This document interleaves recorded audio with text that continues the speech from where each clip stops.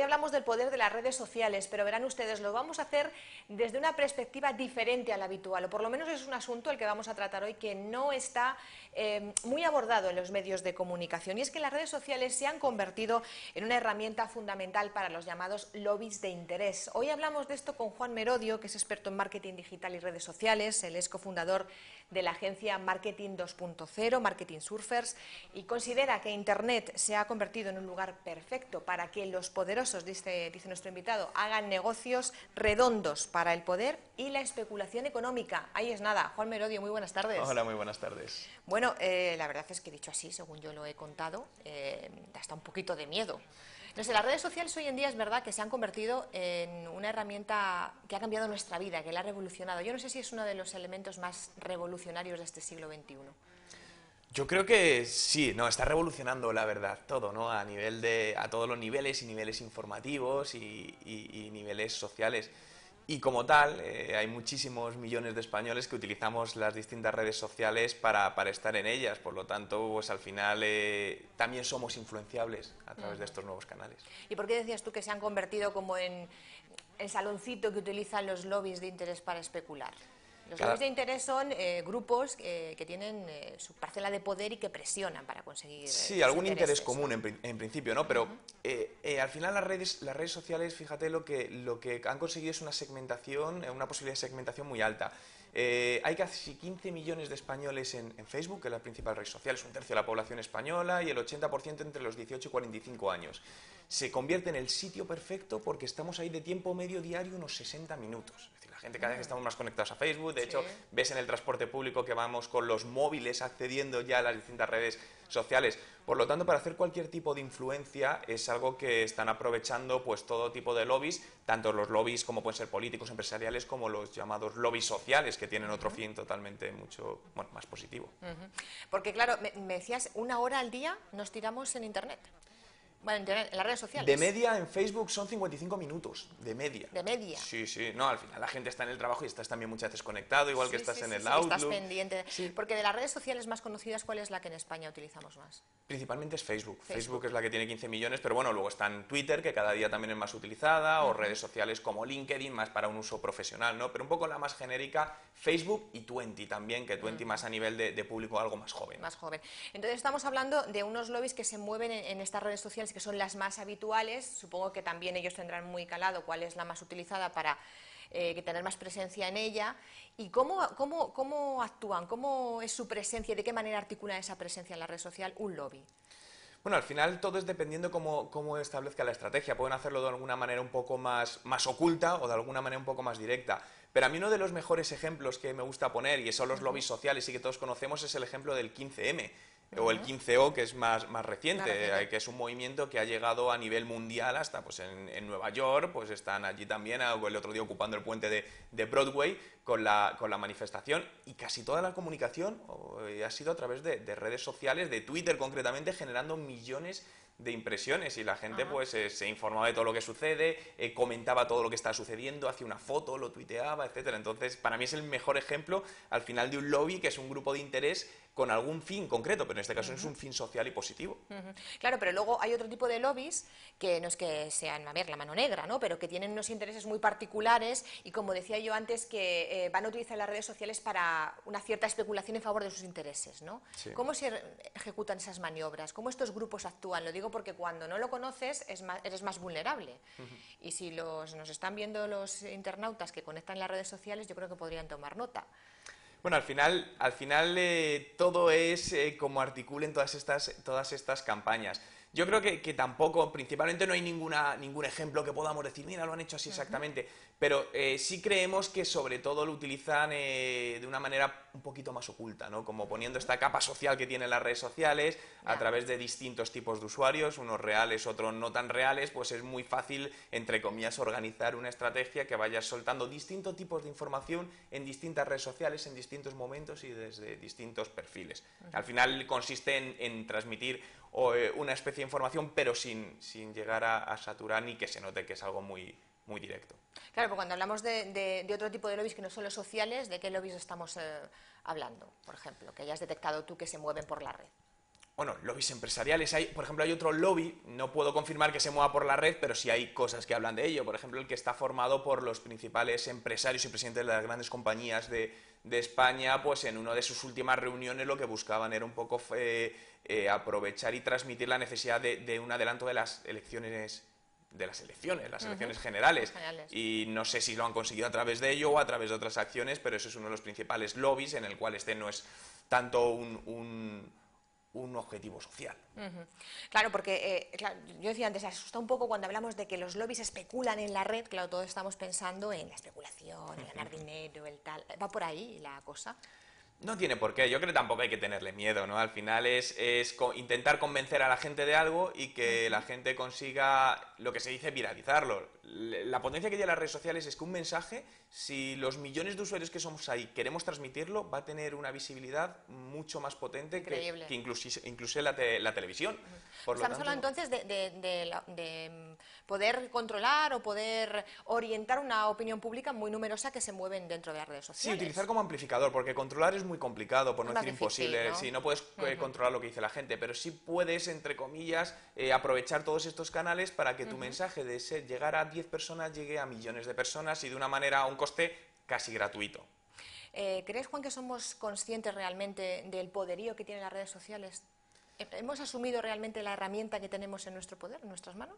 Yo creo que todavía no, pero estamos en proceso. Yo creo que estamos en proceso de aprendizaje, ¿no? Sí es importante, sobre todo a nivel de educación, de los niños más pequeños y de los que no somos tan pequeños, de saber usar las redes sociales, tanto a nivel profesional como a nivel personal, a nivel de compartir mucho tipo de información que en ciertas ocasiones puede ser perjudicial para que a la hora que vas a buscar un trabajo, porque sale cierta imagen o cierto vídeo tuyo, o sobre todo pues gente más joven o niños más pequeños que dan cierto tipo de información o quedan con gente sin saberlo, ¿no? Entonces las redes sociales no son peligrosas, pero yo creo que como todo hay que dar una educación de cómo se deben utilizar.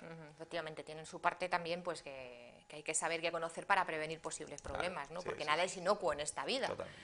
Y esto de que, porque sabes que ahora últimamente se está hablando mucho de, claro, es que yo, pero hay mucha gente que ha entrado en las redes sociales, le encanta, tal, pero luego se da cuenta que hay material que ha subido que no le gustaría que ya estuviera ahí. Entonces ya se está cuestionando, ¿y esto qué pasa? Pues que se queda ahí para toda la vida, que no lo puedo retirar. A ver, yo digo que si algo no quieres que sea público, no lo subas en Facebook ni en ninguna red social. En cuanto subes cualquier tipo de información, un texto, una foto, un vídeo, has perdido el control sobre ello absolutamente. Las políticas de privacidad de Facebook, ellos almacenan, por ejemplo, toda la información que tú subes. Entonces tú lo puedes borrar, pero ellos siguen teniendo esa información almacenada. Y aunque no lo almacene Facebook, puede llegar otra persona y publicarlo en su blog. Y tú no puedes obligarle a quitarlo en principio. Entonces, yo creo que todo aquello que no quieres que sea público, no lo publiques. Porque supongo yo que, claro, es que la andadura de las redes sociales es muy novedosa, ¿no? Y a lo mejor ese tipo de cosas acabarán regulándose, ¿no? ¿O crees tú que será difícil?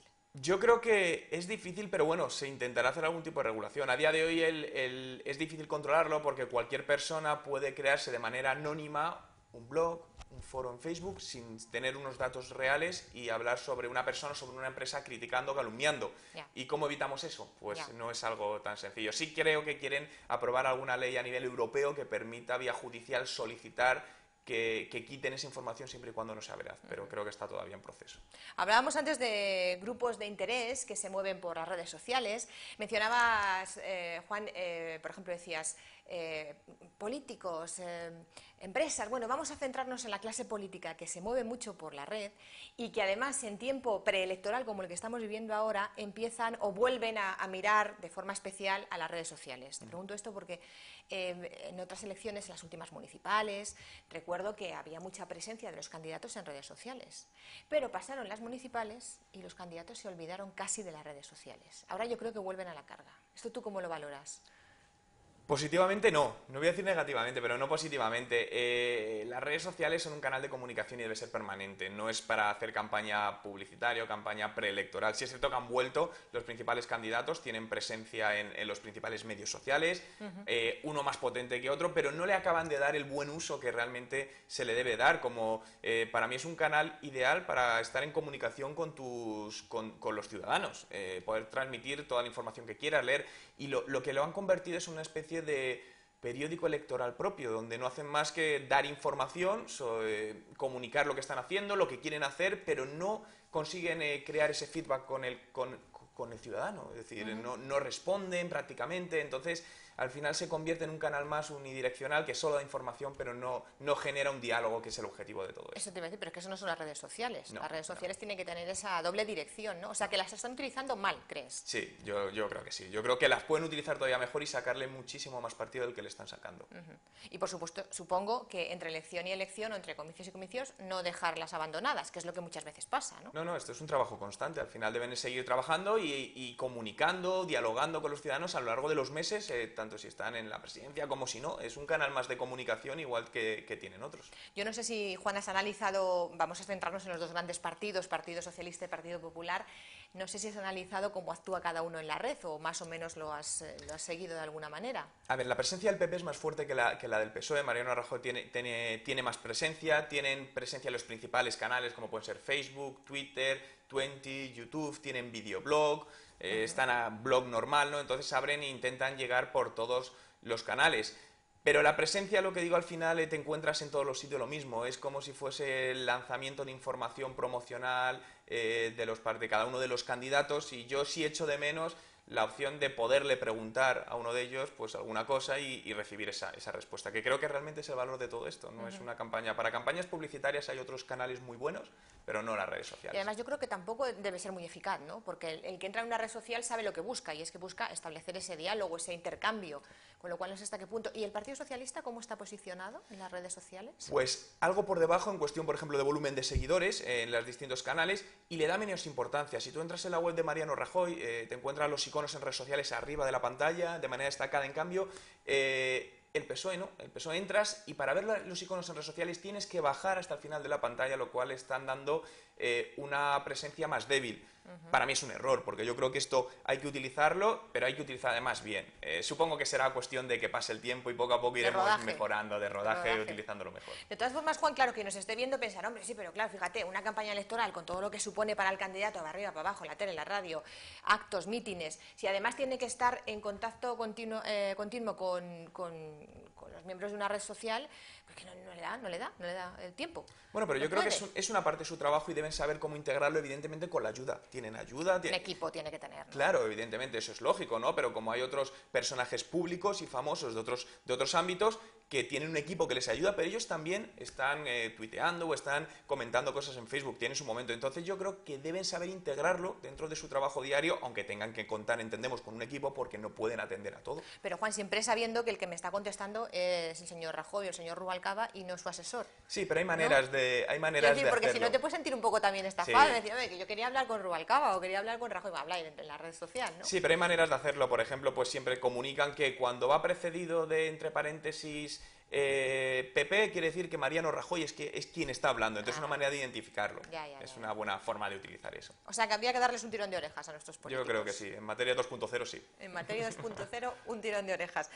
Pues la verdad es que es apasionante, muy interesante, porque además nuestro invitado nos ha contado cómo está ahora mismo ese posicionamiento de los dos grandes partidos en las redes sociales, pero todo apunta a que evolucionará. ¿Tú crees que sí, no? Yo creo que sí, todo evoluciona y no sé cuánto tardaremos en evolucionar, pero evolucionaremos. Sí, porque igual que desaparecieron las pegadas de carteles, ya saben ustedes, cuando se abría el primer día de campaña, pues ahora a lo mejor la campaña se va a trasladar cada vez, yo creo que se está haciendo más, a las redes sociales, ¿no? Sí. Y este es el primer paso. Juan Merodio, muchísimas gracias por haber estado con nosotros, ha sido un placer, porque además es muy interesante todo lo que nos has transmitido, y en otra ocasión esperamos también seguir hablando de muchos más asuntos que abordas en tu... Además, creo que tienes un blog, ¿no? Sí, es mi propio nombre, es www.juanmerodio.com. Y bueno, pues hablo principalmente de cómo las empresas o pequeños emprendedores y pymes pues pueden utilizar y sacarle partido a las redes sociales para hacer crecer su negocio. Pues muy interesante, así que consúltenlo, este blog de nuestro invitado, que seguro que van a sacar mucho partido de lo dicho. Gracias. Gracias. Nos despedimos, llega ahora la actualidad del sur de Madrid, que nos trae como siempre Víctor Rodríguez. Buenas tardes.